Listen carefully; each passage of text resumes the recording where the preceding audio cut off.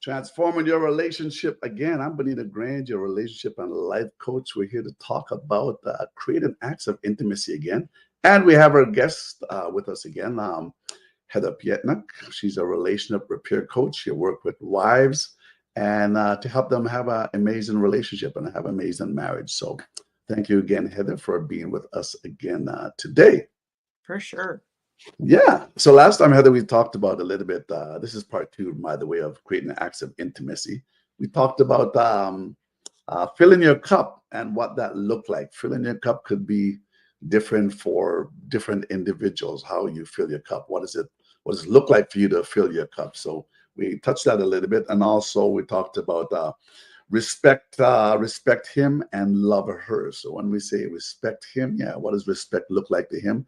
And if you're not even sure, you can even ask your husband, what is how do Hmm. I respect you, or how do I disrespect you so I can respect you more?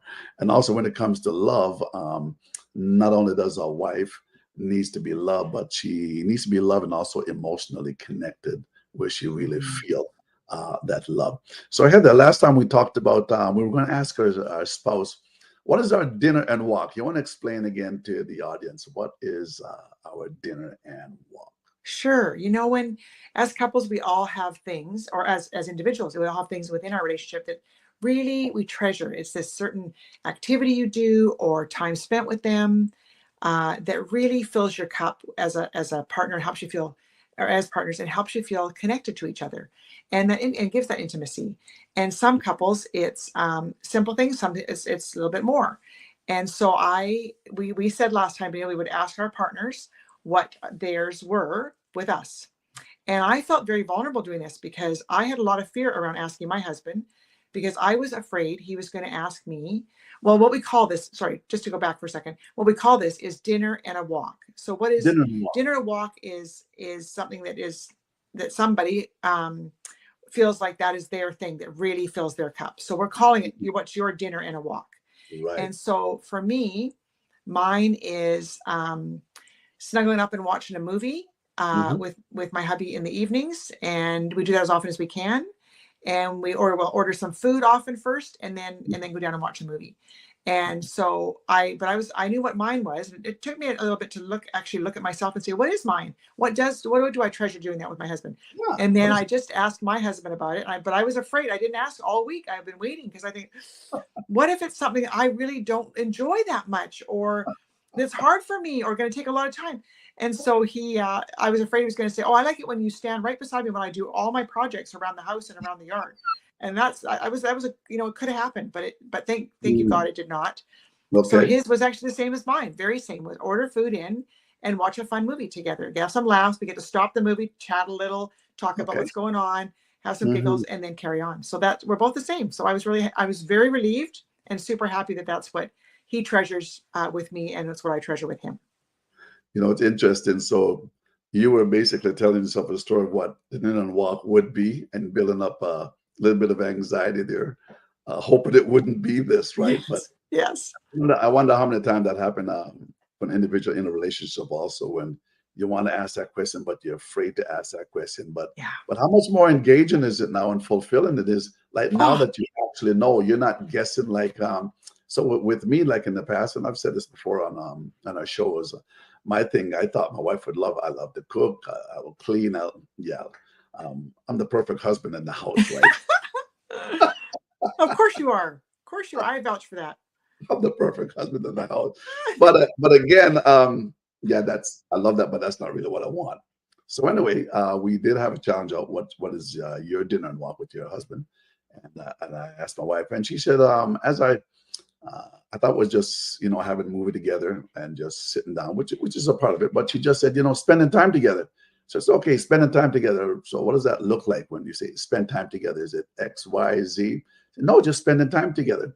So our dinner and walk actually last night, without even thinking about it, was we want to do some landscaping here at the yard here.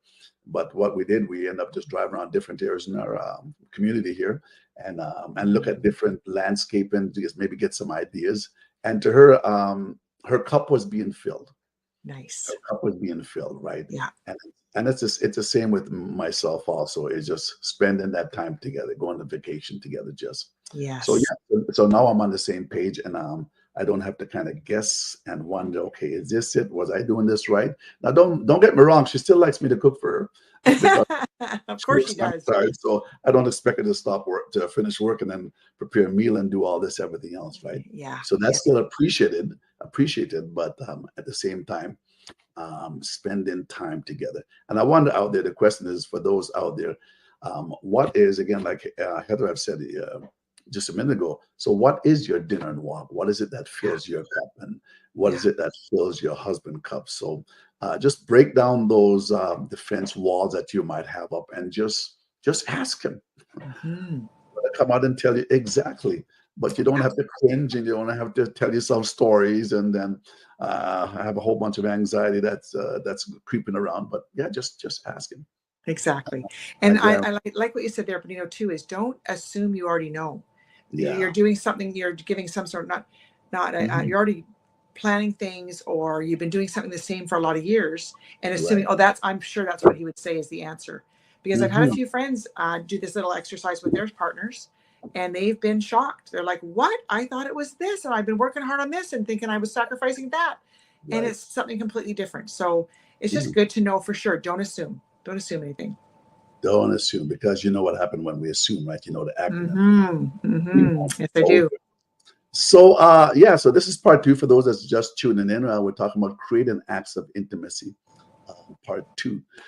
So Heather, what I want to start off with, how about starting off with thank you? What is Oh, yeah.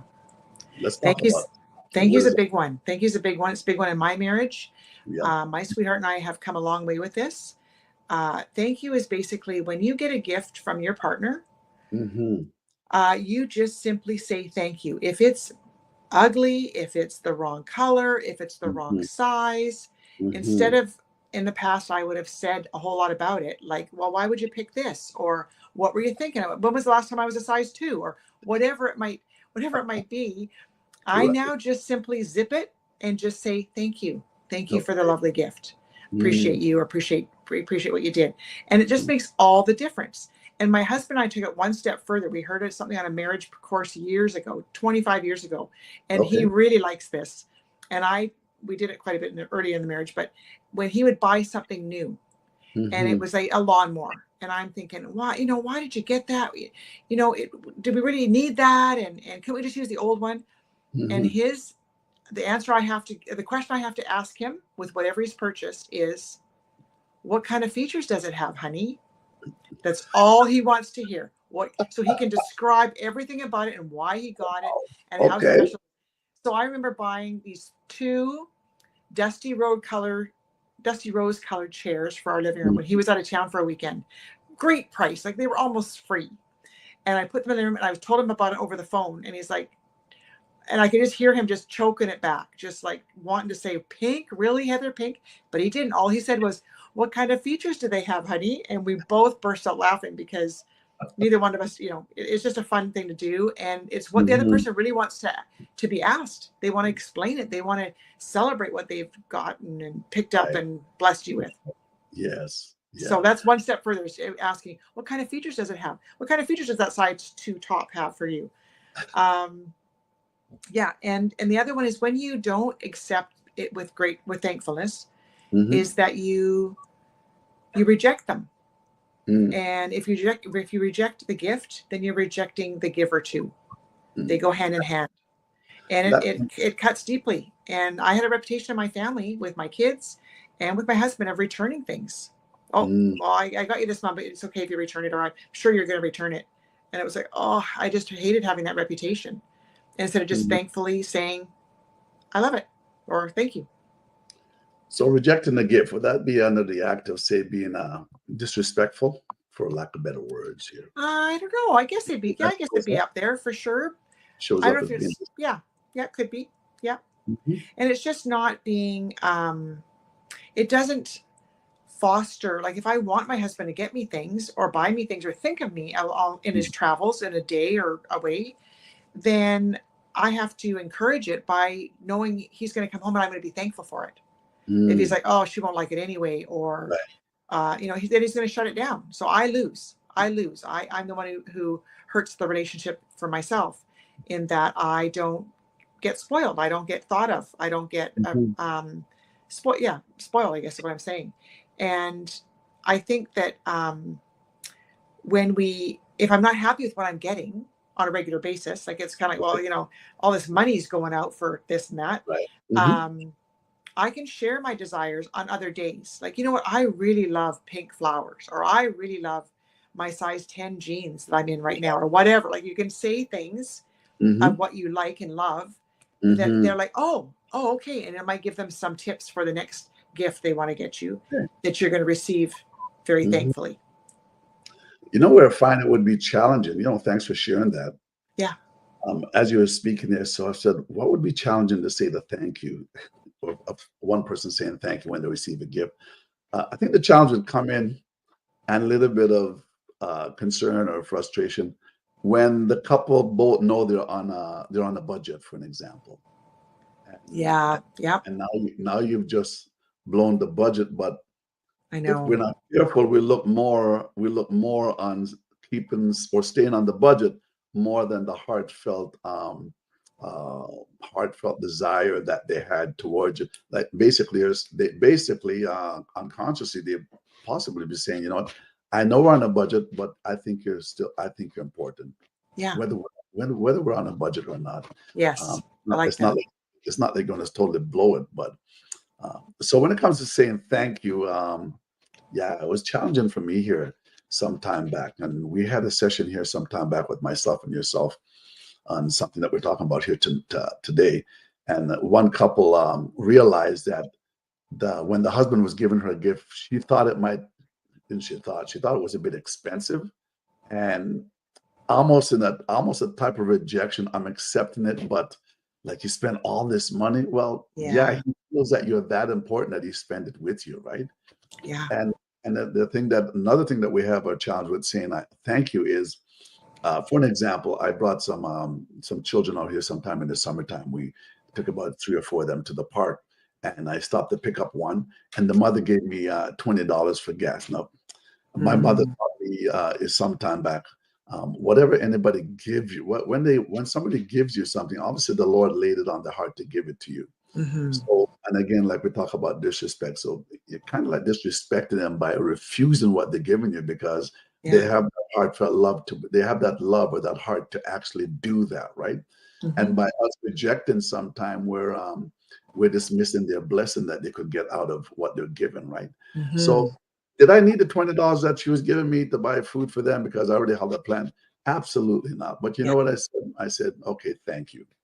Yeah. But Nice. that was hard. That was hard for me to say that, because Yeah. I'm trying to practice to say when somebody's giving me something, it's obviously laid up on their heart to give it to me, or yourself. Yeah. So it's just to say, yeah, thank you. Yeah. I appreciate that, rather Absolutely. than I, reject it. I totally agree. Another thing that comes up for the respect thing, as you said, Benito, is that with their husband, like you said, that story about, gee, that was so expensive. Hmm. So if we were to say, or if she was to say, oh, Okay. well, thank you, but this is too much. This is too expensive. We can't afford this. Hmm. Now we're getting into the inching into the disrespect place of, Mm. you're not respecting his judgment Right. of the budget, and his Okay. judgment on what you can afford, and his decision making.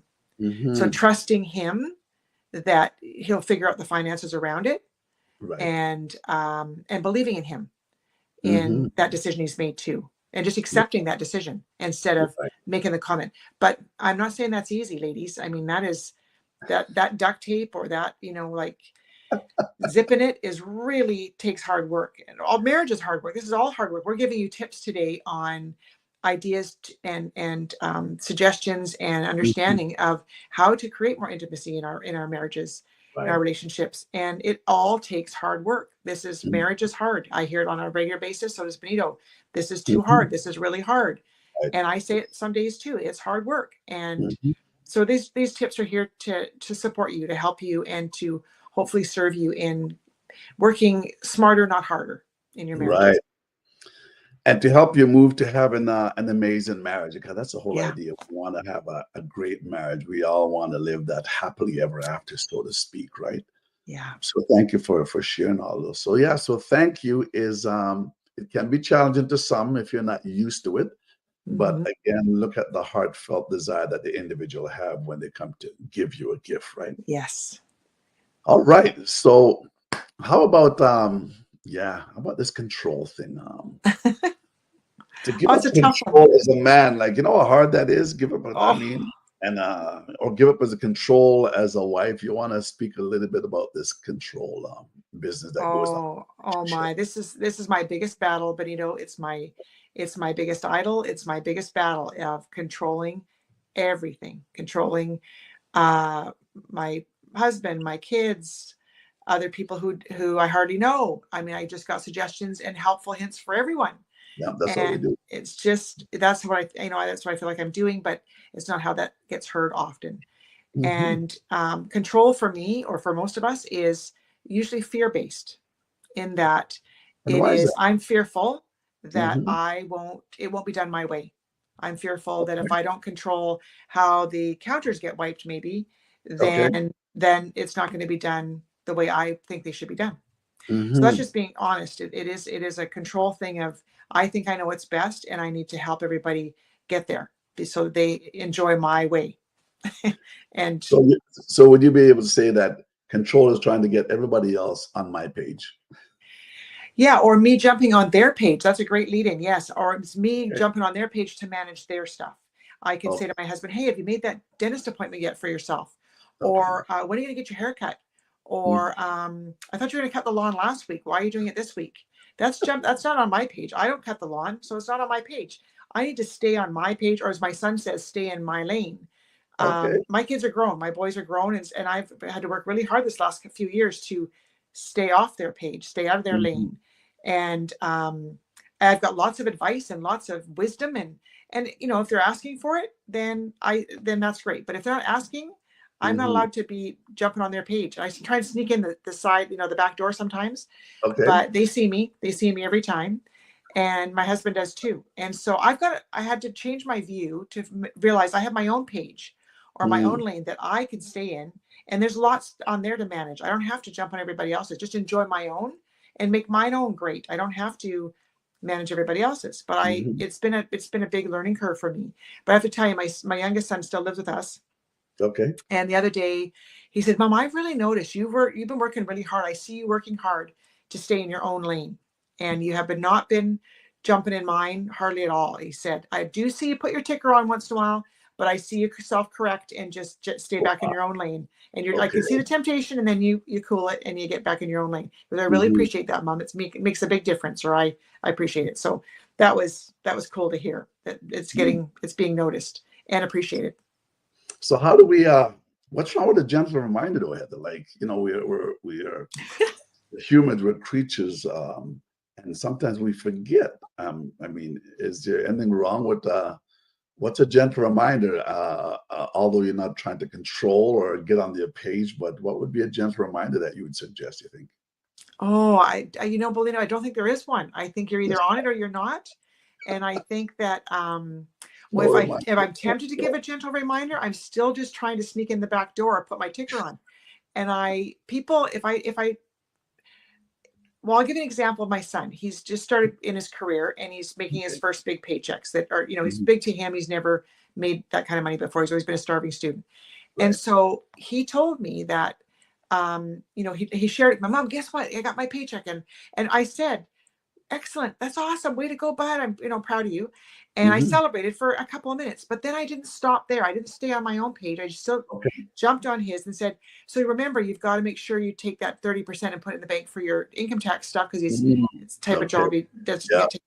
And so, and I didn't think much of it. I thought I was being helpful again. And I Yeah. was, but he's 25. He doesn't need me to be that helpful for him. Unless he asked me, hey mom, what should I do with, how do I do this? Then I can answer. But he shared with me weeks later, he said, I really enjoyed giving the news to dad. All he did was celebrate with me about my paycheck. He said, you Okay. celebrated for a few minutes, mom, and then you stepped in with directions and help. Oh, And he goes, Okay. it really crushed what I really wanted from you, or what I Is wanted to that right? experience with you. And I was Wow. devastated. It was like stabbing, but I'm really glad he mentioned it, because I didn't see Hmm. that. I didn't see myself get in his lane. I could have just stopped at the congratulations and trust him Hmm. to do what he's been taught, and he's smart, and he's got the other stuff figured out. I don't have to help. So you're being more, I guess individual help us to be more self-aware. That's Yeah, basically that's key. right. That comes Yeah, up in a lot of conversations, a lot of relationship. If we're not self-aware, well, I'll jump on your page, right? yeah, And I'm the same way too. I mean, I've had this question too with my children here some time past. And now that you mention it, yeah, I totally jumped on you. But then I figured, well, I'm doing a good thing. Maybe they don't teach finance in school, so maybe daddy can help them out. I mean, how else would they know? Like if you put away 10% from now until you're 50 or whatever the case is, can you imagine how much money you would have? I So know. I was thinking there might be a gentle way to guide. I've always said so we train them from 0 to 18. Yeah, That's what we do. But if we're not careful, we continue to train them from 18 till they're 50 or 60, right? Uh, exactly. which is, and I've always said this before, like after 18, we're there now. We're there now to guide, but it's how to guide and not to be controlling. Yes, exactly. And same with our partners. Like, to, I mean, we're guiding our children, but we're I don't know, just encouraging our partners, Hmm. or just trusting our partners to manage their own page. I don't, Hmm. I really need to trust my husband more, that he's got it managed. Unless he asks for my help, he doesn't Hmm. need my help. And my help isn't heard as help, it's heard as criticism. Hmm. When I jump in there to help and direct and suggest, he often hears it as criticism.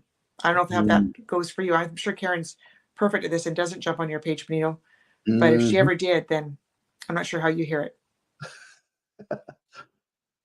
So talk about control. Again, what comes to my mind is a person that's been brought up in a certain home, and you've always been controlled from the time you're, I don't know, 8, 10. Maybe you've been in a foster home or whatever. You might Mm, have been a foster child, whatever the case is, or a stepchild or biological individual. But at the same time, you've been controlled to the time you're 18, and you get out now and you get married, and now because you were always controlled, now you're in a relationship, you feel now that you now have to be in control because you were always mm, out of control. So you know right.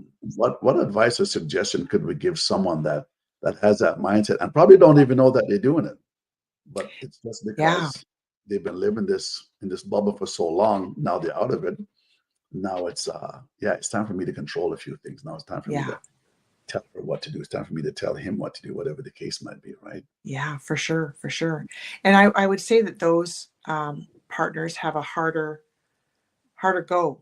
But Right. as you and I both know, and most of us know, the only person we can control is ourselves. When Hmm. we think we can actually control and change someone else, we're going down the wrong road fast. And Mm. it's a bumpy road. And so if we want to focus control because we haven't had it and we've been controlled in, growing up, Right. then a place to focus on control is controlling yourself, Hmm. controlling your walk with God, controlling your like getting to know him better, controlling your own decisions, controlling Hmm. what you do for yourself, your self-care, you're filling up your cup, that Right. kind of thing. Is if you're going to focus, it has to be, or so if you're going to control, it has to be controlling you, controlling Mm. what you say, when you say it, how you show up in the world with Right. everybody. But Right. you have to work hard to to not shift that control to onto other people.